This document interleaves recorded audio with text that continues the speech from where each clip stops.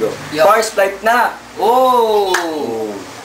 I'm Alfredo Angelo Belnas. I'm 18 years old and this is my group, Influenza. I'm living in Bangkal, Makati City. Almost 1 year na ako naglalaro ng flight. Madali lang, basta't may tiyaga.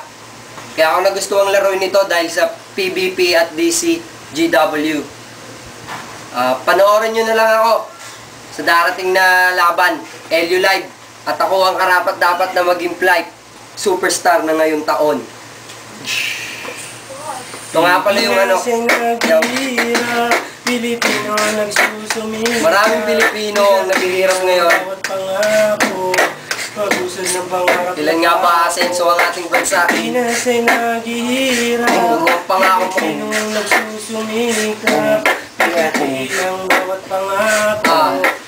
Usad ng pangarap na Yo, maraming Pilipino ang naghihigahos dahil sa kahirapan na hindi matapos-tapos at ilan pa ba ang kailangan na dapat mamuno? Hanggang kailan pa ba madadama ng Pilipino ang mala-interno na pag-usad ng industriya? Kaya aming mithiin ay dinaan sa musika at kaya nahuli ka sa iyong kabalbalan. Imbes na maglingkod sa bayan, bakit ka nasa sugat? Ba't nagbubulag-bulagan? Hindi maliwanagan ano? Ang kasagutan, hindi maunawaan, lubok sa kahirapan, pahirap pa sa bansa. Ang daming kayamanan, lahat ng yan nasa bulsa. At iisang tanong ay di nyo masagot kapag kailangan na kayo. Daming palusot sa korupsyon na sangkot, kaya ang bayan nalungkot. Ilan pa bang klaseng tanong para inyo tong masagot? Pilipinas ay naghihirap. Yeah. Pilipino nagsusumikap. Bigati ang bawat pangako. Pag-usad ng pangarap na pako. Pilipinas ay naghihirap. Pilipino ang nagsusumikap. Bigati ang bawat pangako. Pag-usad ng pangarap na pako.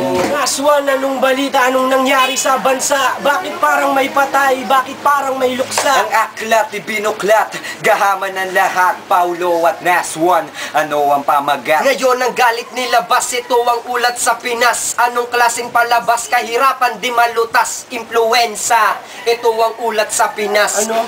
Ulat sa Pinas. Ano? Ulat sa Pinas. Pilipinas ay naghihirap.